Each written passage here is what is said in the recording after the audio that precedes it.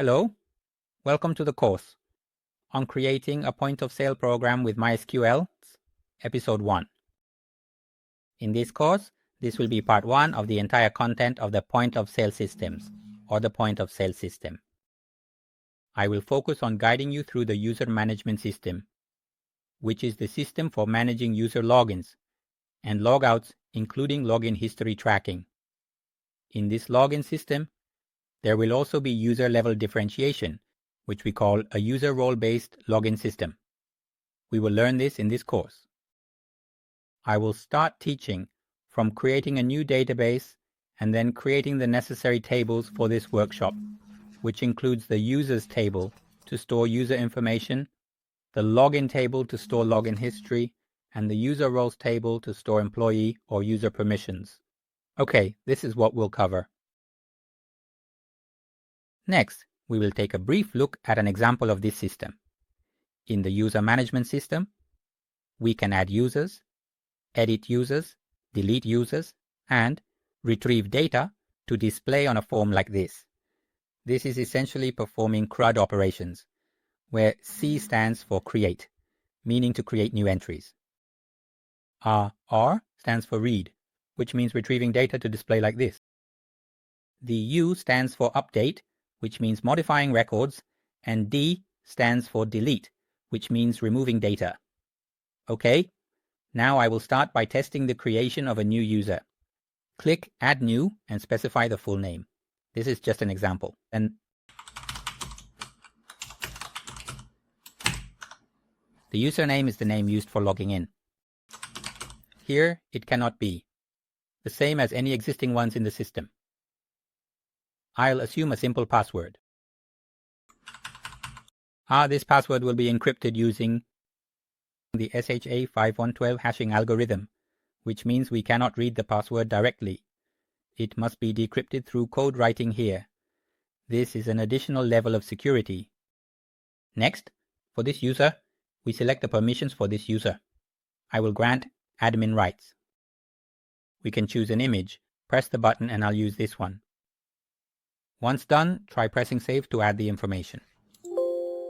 The program will indicate that the username is duplicated, which is admin1. I will change it to admin2 and press save.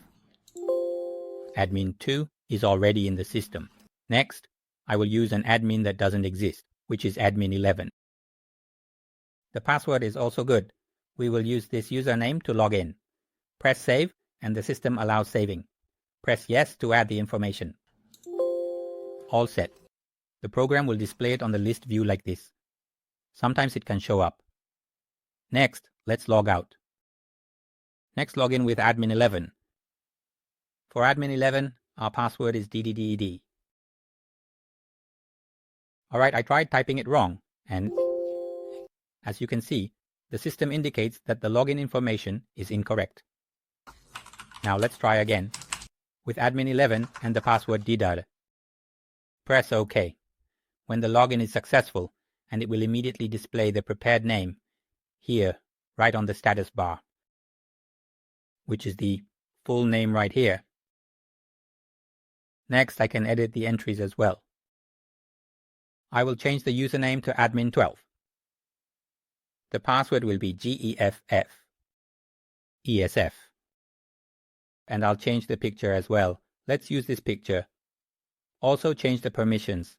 Let's see, from admin to manager. Let's try it. Press save. Top tier. Now it's done. Sometimes when you check, it will already be a manager, M12. Next, log out. Admin 12. Password if. Press OK. Now it's all set. Next, can I delete it? After making the changes, now we're logged in with admin 12. Can I delete it? Press delete. The program says it can't be deleted because you're logged in. So next, I will log out. Press yes to log in with a different permission. Now it's admin 1. So go to user management to delete admin 12 that we just added. Can it be done, Elif? The program allows deletion because it's not logged in. Press yes. This is all set in terms of adding, editing, deleting, and retrieving data for display today. It's a complete CRUD operation. Alright, let's start creating the project in the next lecture. For this lecture, thank you very much.